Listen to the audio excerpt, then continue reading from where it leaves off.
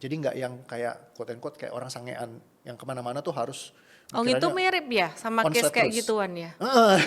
Kocak juga ya.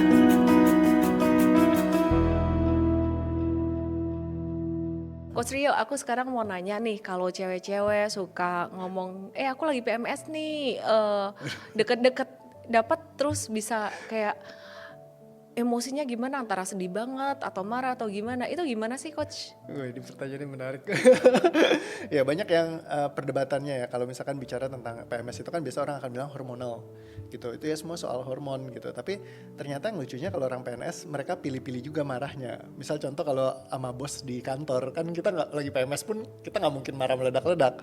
Tapi kalau sama teman dekat, kalau sama misalnya pasangan, biasa tuh bisa tiba-tiba meledak-ledak atau ngegas gitu. Nah dulu aku pernah punya pacar aku zaman dulu gitu ya, yang dia kalau misalkan, Cici lagi ngamuk, tolong jangan datang ke rumahku gitu, karena bisa kalau lagi PMS itu bisa marah meledak-ledak kata dia. Jadi kalau lagi PMS tuh jangan datang kayak gitu. Nah jadi sebenarnya hormon mempengaruhi gak? Mempengaruhi, tapi akan lebih banyak kalau misalkan hormonnya itu udah bercampur sama problem fisiologisnya dia. Jadi kalau misalkan dia sudah punya keyakinan tertentu kalau PMS nih pasti ada perubahan hormon, aku pasti akan meledak-ledak. Misalkan dari pengalaman selama hidupnya ke belakang begitu.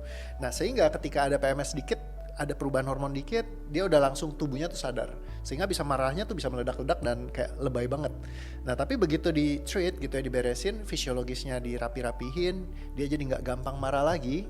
And then suddenly ternyata pattern PMS-nya juga bisa ikutan berubah. Jadi dia nggak meledak-ledak lagi kayak gitu.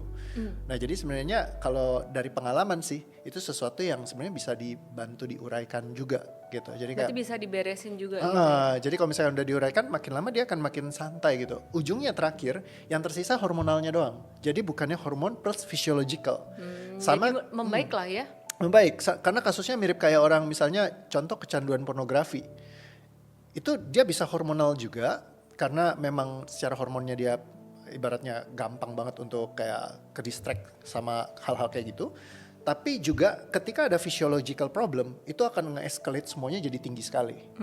Nah sehingga ketika ini diberesin physiologicalnya, dia udah mulai beres, sisanya hormonal doang.